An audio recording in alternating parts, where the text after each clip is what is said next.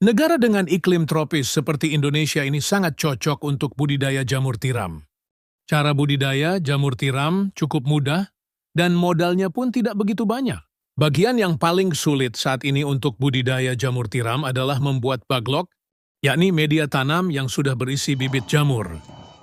Namun gak perlu khawatir jika Anda baru pertama kali terjun di dunia jamur tiram, sementara untuk urusan baglok yang sudah siap tumbuh, bisa pergi ke orang lain terlebih dulu.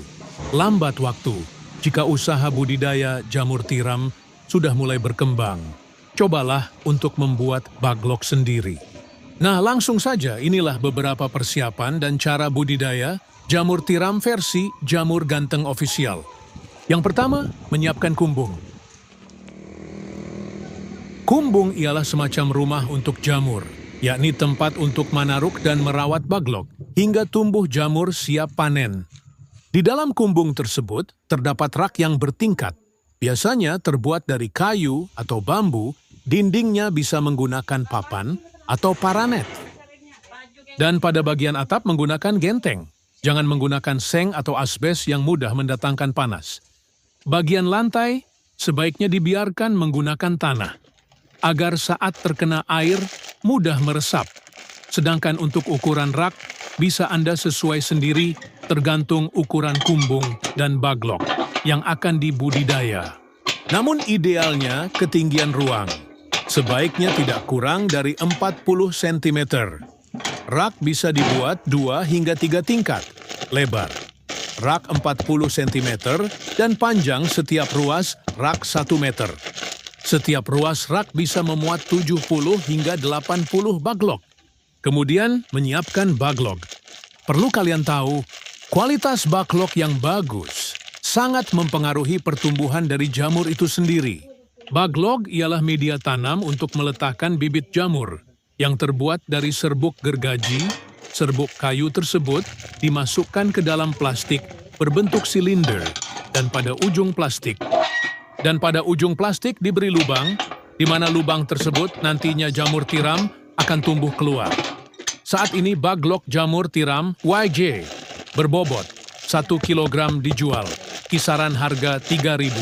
Cara merawat baglok. Pertama, silahkan letakkan baglok pada rak yang sudah berada di kumbung. Anda bisa menyusunnya secara vertikal atau horizontal. Jika menyusun secara horizontal, berarti lubang baglok berhadapan ke samping. Sedangkan jika secara vertikal, maka lubang baglok menghadap ke atas.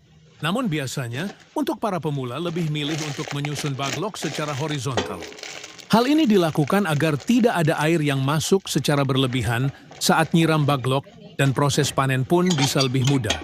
Kapan penyiraman dilakukan? Penyiraman penyemprotan dilakukan setelah panen pertama jamur tiram. Baru dilakukan. Penyiraman biasanya dilakukan sebanyak 3 kali dalam sehari. Lakukan penyiraman dengan sprayer atau sistem kabut frekuensi. Penyiraman 2-3 kali dalam sehari tergantung suhu dan kelembaban kumbung. Proses panen. Inilah proses YG terakhir, yakni panen budidaya jamur tiram.